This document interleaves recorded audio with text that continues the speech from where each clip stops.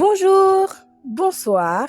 Nous vous saluons au nom précieux de notre Seigneur et Sauveur Jésus-Christ et vous souhaitons la bienvenue sur Jésus-Christ, le seul dominateur, une autre chaîne d'évangélisation.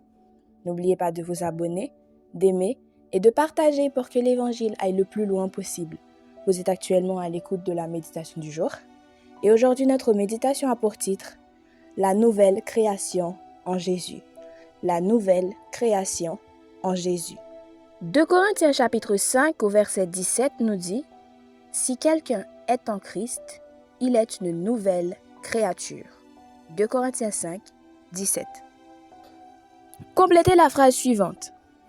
C'est tout moi.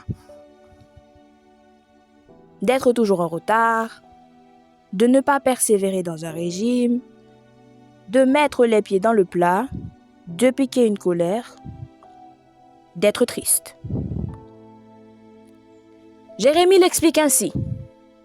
Est-ce qu'un léopard peut enlever ses taches? Non. Et vous qui avez l'habitude d'agir mal, vous ne pouvez pas agir bien. Jérémie 13, 23. Pensez-vous que c'est alors sans espoir?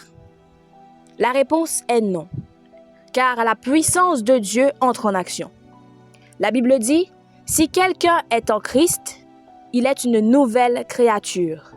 Les choses anciennes sont passées, voici toutes choses sont devenues nouvelles. Lorsque l'on confie sa vie au Christ, on est transformé. Une nouvelle vie commence. C'est pourquoi la Bible parle de nouvelle naissance. On change immédiatement de nature et le Saint-Esprit vient habiter en nous. Un jeu de piles spirituelles est inclus pour fournir l'énergie. C'est ce qui fait toute la différence.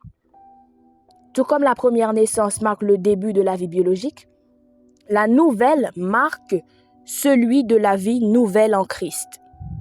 S'ensuit un processus qui dure toute la vie. Paul dit, « Ne suivez pas les coutumes du monde où nous vivons, mais laissez Dieu vous transformer en vous donnant une intelligence nouvelle. Ainsi, vous pourrez savoir ce qu'il veut, ce qui est bon, ce qui lui plaît, ce qui est parfait. » Romains 12, 2. Paul dit, « Ne suivez pas les coutumes du monde où nous vivons, mais laissez Dieu vous transformer en vous donnant une intelligence nouvelle. Ainsi, vous pourrez savoir ce qu'il veut, ce qui est bon, ce qui lui plaît, ce qui est parfait. » Romains 12, 2.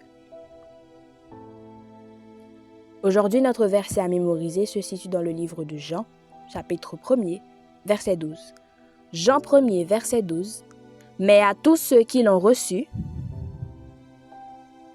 à ceux qui croient en son nom,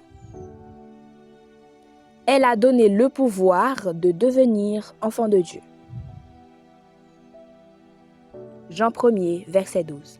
Jean 1er, verset 12. « Mais à tous ceux qui l'ont reçu, à ceux qui croient en son nom, elle a donné le pouvoir de devenir enfants de Dieu. » Jean 1er, verset 12. Que le Seigneur vous bénisse. Bonne méditation.